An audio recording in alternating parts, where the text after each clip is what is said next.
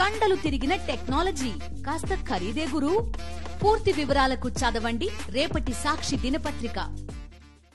అది చంద్రబాబు గారు మొదటిసారిగా తన ఇంట్లోకి నీళ్ళు వచ్చిన విషయాన్ని ఒప్పుకున్నారు. వీడియోలని కెమెరా మీడియాని ఎవరిని రానివ్వకపోయినప్పటికీ చివరికి వాస్తవాలు బయటకు వచ్చేసరికి ఆయనకి తప్పలేదు. అలాగే ఈ 5 ఏళ్ళు ఇదే సమస్య ఎదుర్కోవాలా, ఈ బాధలని పడాల్సిందేనా అని 14 మందికి ఒక ప్యాకెట్ ఇచ్చారంట. అది దొరికినట్టుంది పాపము. ఇదివరకు రోజుల్లో చక్కగా ఇంటికి తీసుకెళ్ళి వాలంటీర్లు మొత్తం వరదలు వచ్చిన చోట ఈస్ట్ గోదావరి వెళ్ళండి, లంక గ్రామాల్లో ఎలా చేశారో చూడండి. అధికారులు ఇదే అధికారులు కదా అప్పుడు కూడా ఉంది, మరి అప్పుడు ఎట్లా బాగా పనిచేశారు. ఇప్పుడు ఈయన చంద్రబాబు గారి చేతిలో దొబ్బులు తింటున్నటువంటి, అంటే బూతులు అనే పదం వాడకూడదు కానీ ఈ రకంగా మందలింపు దొబ్బులు తింటున్నటువంటి అధికార యంత్రాంగం, ఐఏఎస్ ఐపీఎస్లు వాళ్ళ పరిస్థితి ఏమిటి? వాళ్ళదా తప్పు? చంద్రబాబు గారు పడవలో తిరిగితే వాళ్ళు కూడా తిరగాల్సి వస్తూ ఉంది. అవునా కాదా? కృష్ణరాజు గారు, మీతో పాటు ముఖ్యమంత్రి గారు కూడా వరద బాధితుడే కాబట్టి మీరేమి ఆందోళన చెందొద్దు. కాబట్టి ముఖ్యమంత్రి గారికే ఈ ఇబ్బంది వచ్చింది కాబట్టి. సో ఈ ఓవరాల్గా అధికారులు తప్పు అంటున్నాడు ఆయన, మంత్రులది ముఖ్యమంత్రిది ఎమ్మెల్యేలది ఏం తప్పు లేదా? ఏమిటి పరిస్థితి? కుట్రలు అంటారు ఏమిటి? ఎంతసేపు ఇదే గోల. చివరికి ఈనాడు ఆంధ్రజ్యోతి కూడా ఆహాకారాల గురించి ఎంతో కొంత పూర్తి స్థాయిలో కాకపోయినా రాయక తప్పలేదు. ఏమంటారు? మీ విశ్లేషణ ఏమిటి? ముందుగా అందరికీ నమస్కారం అండి. నమస్కారం. కేసర్ గారు, మాలాంటి వాళ్ళంతా కూడా అతి సామాన్యమైన వరద బాధితులు.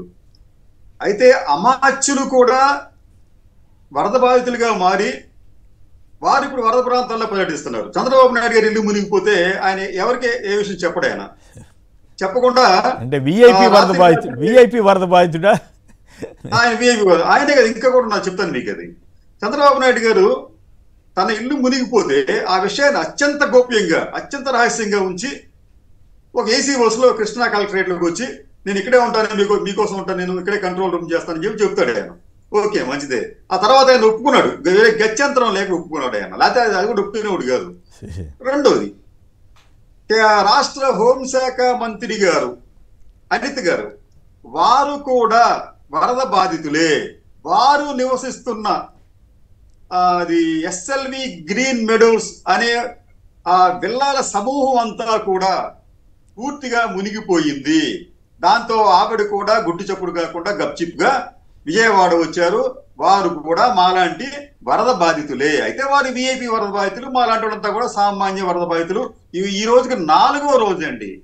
చిత్రం ఏంటంటే, విజయవాడ బుడమేరు ఎఫెక్ట్ అయిన ప్రాంతాల్లో నిన్న కొంత వరద తగ్గుముఖం పట్టింది, కానీ ఈ రోజు మళ్ళీ పెరిగిందండి. ఇది విచిత్రం. అది ఏది, ఈ ప్రభుత్వం ఇన్ని చర్యలు తీసుకున్నా, మేము మోటార్లు పెట్టి నీళ్లు తోడిస్తున్నామని చెప్పారు, లేదా డైవర్షన్ చేస్తామని చెప్పి అన్నారు. ఎన్ని చేస్తున్నప్పటికీ కూడా ఈ రోజు మళ్ళీ ఉదయాన్ని చూసేటప్పటికీ ఈ వరద మట్టం అనేది మళ్ళీ క్రమంగా పెరుగుతూ వస్తుంది. ఇది మా అందరికీ కూడా ఆందోళన కలిగించే అంశమే. అయితే ఇంకొక అంశం ఏంటంటే, నిన్న హోంమంత్రి అనిత్ గారు మున్సిపల్ ట్రాక్టర్ల మీద లేకపోతే లారీల మీద ఆవిడ ఒక జాతర లాగా ఈ ప్రాంతాల్లో పర్యటించారు. ఇది జాతర చేసుకునే సమయం అంటే మంది మార్బలం వెనకాల మీడియా వచ్చారు, చూశారు, వెళ్ళారు. ఏం జరిగిందండి? ఆవిడ ఎక్కడైతే చూశారో, ఏ ప్రాంతం అయితే చూశారో, ఆవిడ తిరిగిన ప్రాంతానికి కొద్ది అడుగుల దూరంలోనే మళ్ళీ బుడమేరు కట్టకు గండి పడింది. ఈ గండి కూడా మీకు ఒక రైల్వే బ్రిడ్జ్ ఉంటుందండి, ఆ బ్రిడ్జ్ మధ్యన గండి పడింది. ఆ గండి పడిన సంఘటన నిన్న ఉదయం నుంచి కూడా ఈ ఛానల్స్ కూడా వార్త కింద వచ్చినాయండి. కానీ ఇప్పటి వరకు కూడా ఆవిడ పర్యటించినప్పటికీ కూడా ఇప్పటి వరకు కూడా ఆ గండి పూడ్చలేదు. ఫలితంగా మరికొన్ని కొత్త ప్రాంతాలు ఈ బుడమేరు ముంపునకు గురవుతున్నాయి. అంటే అసలు ఒక మాట ఉంది సార్, మీకు పూర్వం అధికారం అవినీతి పరుణ చేస్తుంది, పూర్తి అధికారం పూర్తిగా అవినీతి పరుణ చేస్తుంది చెప్పి ఒక మాట ఉంటుంది. కానీ ఆంధ్రప్రదేశ్కి వచ్చేటప్పటికీ అధికారం అందులను చేస్తుంది, పూర్తి అధికారం పూర్తిగా అందులు చేస్తుంది. ఇది చంద్రబాబు నాయుడు గారికి, ఆయన మంత్రివర్గ సహచరులకి వర్తిస్తుంది. మీకు ప్రజలు ఒక మెజార్టీ ఇస్తే, ఒక అద్భుతమైన మెజార్టీ ఇస్తే, పూర్తి మెజార్టీ ఇస్తే మీరు పూర్తి అందుల్లాగా వ్యవహరిస్తారా? అసలు మీకు అంచనాలు లేవా? మీరు అధికారంలోకి వచ్చి 100 రోజులు దాటిందే. ఈ వర్షాలు వస్తున్నాయి, వరదలు వస్తాయి అని చెప్పి మీకు తెలీదా? మీకు అనుభవం లేదా? అనుభవం అంటే ఇటువంటి పరిస్థితి ఎందుకు ఈ ఆంధ్రప్రదేశ్ ప్రజలకు, ముఖ్యంగా విజయవాడ వాసులకు ఎందుకు దాపురించింది? ఈ రోజు వరకు కూడా ఎందుకు రిలీఫ్ విజయవాడ ప్రజలకు దక్కలేదు, ఇతర ప్రాంతాల ప్రజలకు దక్కలేదు? దీనికి సంబంధించి సార్ నాకు ఒక 2 నిమిషాలు టైం ఇస్తే, అసలు ఈ వరదలకు సంబంధించి ఎక్కడ ఎవరు తప్పు చేస్తున్నారు అని చెప్పడానికి దాదాపు ఒక 9 పాయింట్లు ఉన్నాయండి. జస్ట్ ఒక నిమిషం చెప్తాను మీకు. అది ఫస్ట్ పాయింట్ మనకి ఏంటంటే, కృష్ణానదికి వరద నీరు వచ్చి చేరుతుందని చెప్పి 4-5 రోజుల క్రితం నుంచే మనకి సమాచారం ఉన్నప్పటికీ కూడా దానిని ఆంధ్రప్రదేశ్లోని ఈ విజనరీ ప్రభుత్వం, అంటే ముందు చూపు ఉన్న ఈ ప్రభుత్వం ఎందుకు పట్టించుకోలేదు? ఆ విషయం తెలిసినప్పటికీ కూడా ఎందుకు ముందు జాగ్రత్త చర్యలు తీసుకోలేదు? అదొక పాయింట్ అండి. రెండోది, ఎగువ రాష్ట్రం నుంచి వస్తున్న వరద నీటిని ఆగస్టు 30వ తేదీ నుంచే ఎందుకు నియంత్రించలేకపోయారు? అంటే ఎగువ రాష్ట్రాల నుంచి ముందు సమాచారం వస్తుందండి మనకి. అది ఏది ప్రతి ప్రాజెక్టు కూడా వరద నీరు వస్తే దాని కింద వారు చెప్తూ ఉంటారు. అటువంటి సమాచారం ఉన్నప్పుడు వీరేం చేస్తారంటే ఎక్కడికక్కడ నీటిని నిలవంచి నీటిని కిందకి పంపుతూ కొత్తగా వచ్చిన నీటిని మళ్ళీ దాన్ని డిక్లేర్ చేసుకుంటూ వెళ్తారు. అలా ఎందుకు చేయలేకపోయారు? 3 అండి, ప్రకాశం బరాజ్ వద్ద ఇన్ఫ్లో 11.35 లక్షల క్యూసెక్ల నీరు వచ్చే వరకు ఎందుకు నిర్లక్ష్యంగా వ్యవహరించారు? ఇదే విషయాన్ని జగన్మోహన్ రెడ్డి గారు అడిగితే ఆయన మీద భయంకరమైన దాడులు చేస్తున్నారు. 4వదండి, బుడమేరు ప్రవాహం 5 లక్షల క్యూసెక్కులు దాటితే వరద నగరాన్ని ముంచెత్తుందని తెలిసి ఎందుకు ముందస్తు చర్యలు చేపట్టలేకపోయారు? మీకు తెలుసండి, ఈ యంత్రాంగానికి తెలుసు, బుడమేరుకి వరద వచ్చి చేరుతోంది, ఇది 5 లక్షల క్యూసెక్కులు దాటిందని చెప్పినప్పుడు మీరు ఎందుకు ప్రజలను అప్రమత్తం చేయలేకపోయారు? ఇదంతా ఒక ఆస్పెక్ట్ అయితే, ఒక కీలకమైన ఆస్పెక్ట్ ఏంటంటే, అసలు ఈ బుడమేరుకు సంబంధించి బుడమేరు డైవర్షన్ ఛానల్ ద్వారా కృష్ణా నదిలోకి బుడమేరు వరద జలాలు వదిలేయాలండి. ఇది అసలు ఉన్న సిస్టమ్. అది మీకు బుడమేరుకి నీరు వచ్చినప్పుడు, వరద వచ్చినప్పుడు దానిని డైవర్షన్ కెనాల్ ద్వారా కృష్ణా నదిలోకి వదలాలి. ఫస్ట్ వాళ్ళు చేసిన పని అదండి. కానీ అలా చేయకుండా బుడమేరుకు వరద నీటిని వెలగలేరు రెగ్యులేటర్ ద్వారా, అంటే ఈ వరద నీటిని రెగ్యులేట్ చేయడానికి ఏర్పడిన అది రెగ్యులేటర్ వెలగలేరు అండి. అది దానికి ఉన్న 11 గేట్లను 11 అడుగుల వరకు ఎత్తి 11 అడుగుల వరకు ఎత్తి ఆ నీటిని విజయవాడ వైపు నిర్లక్ష్యంగా పంపించి వేశారు. ఫలితంగా విజయవాడ నగరం మునిగిపోయింది. ఈ రోజున దాదాపు వేలాది కోట్ల రూపాయల ఆస్తుల నష్టం, పదుల సంఖ్యలో ప్రాణ నష్టం జరిగిందండి. ఇది ఒక అంశం అయితే.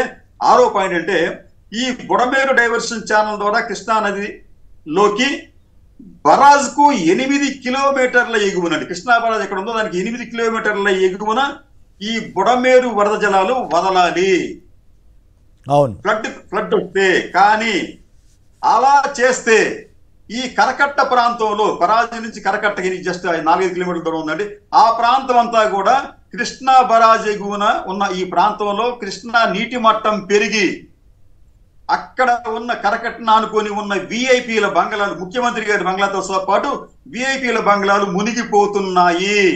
ఆ సమాచారం తెలిసిన వెంటనే అధికారులను అప్రమత్తం చేశారు.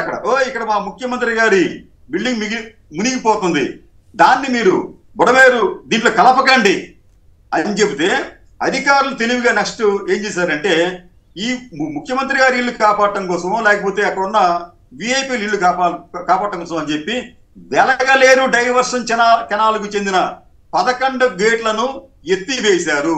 ఇదే విషయాన్ని జగన్మోహన్ రెడ్డి గారు చెప్తే ఆయనని పరిహసిస్తున్నారు.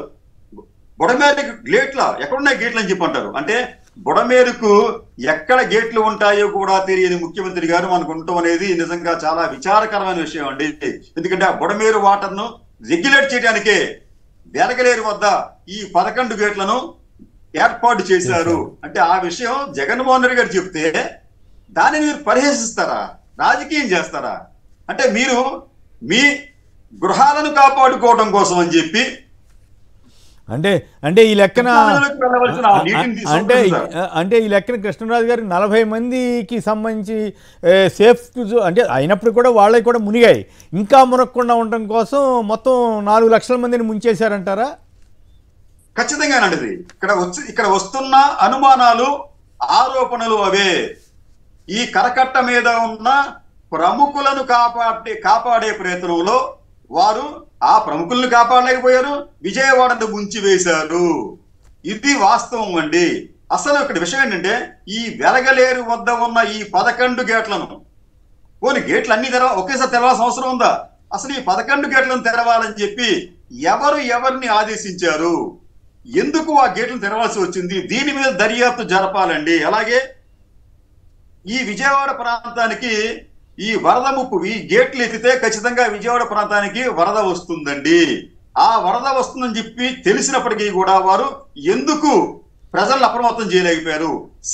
గత శనివారం రాత్రి నుంచి ఈ ప్రమాదం, ఈ ప్రహాసనం ప్రారంభమయ్యింది. కాబట్టి ఈ వరదలకు సంబంధించి ఎవరు ఎక్కడ తప్పు చేశారో దీని మీద ఎవరు చేస్తారు సమగ్ర విచారణ? ఎవరు? ఎందుకంటే ప్రభుత్వం దీనికి సంబంధించి వాళ్ళు తప్పు చేసింది వాళ్లే కాబట్టి దీని మీద దర్యాప్తు కూడా వారు ఆదేశించరు. మాలాంటి బాధితులంతా కూడా మౌనంగా దీనిని ఫేస్ చేయటం తప్ప మాకు వేరే మార్గం లేదు. అంటే మరి మొత్తం అధికారులది, ఉద్యోగులదే తప్పు అంటున్నాడు కదా చంద్రబాబు గారు, వాళ్ళ మీద ఫైర్ అవుతున్నాడు కదా. ఓ పక్క రెడ్ బుక్ పేరుతో చాలా మంది ఆఫీసర్లను ఏమో పక్కన కూర్చోబెట్టారు, వాళ్ళకి కావాల్సిన వాళ్ళని తెచ్చేసుకుంటున్నారు. వేసుకున్న తర్వాత కూడా వాళ్ళని తిడతాం ఏంటి? వాళ్ళ మీద కూడా వైసీపీ ముద్ర వేయటం ఏంటి? తప్పు కదా సార్. ఇప్పుడు ఆడలేక మధ్యల ఊడు అని చెప్పి మనకు మాట ఉందండి. ఈ రోజున ప్రభుత్వంలోని పెద్దలు తాము చేయాల్సిన పని తాము చేయలేక వైఫల్యం చెంది ఆ వైఫల్యాన్ని ఇతరుల మీదకు నెట్టే ఒక యత్నం. ఈ యత్నంలో చంద్రబాబు నాయుడు గారు నిష్ణాతుడు. ఏదైనా మంచి జరిగితే, ఏదైనా ప్రాంప్ట్ గా ఆయన చర్యలు తీసుకుంటే దాని ఫలితాలు వస్తే అదంతా నాదే. కానీ ఆయన ఫెయిల్ అయితే మాత్రం ఆ తప్పంతా కూడా అధికారులది, ఉద్యోగులది అని చెప్పి నెట్టివేసే ప్రయత్నం జరుగుతుంది.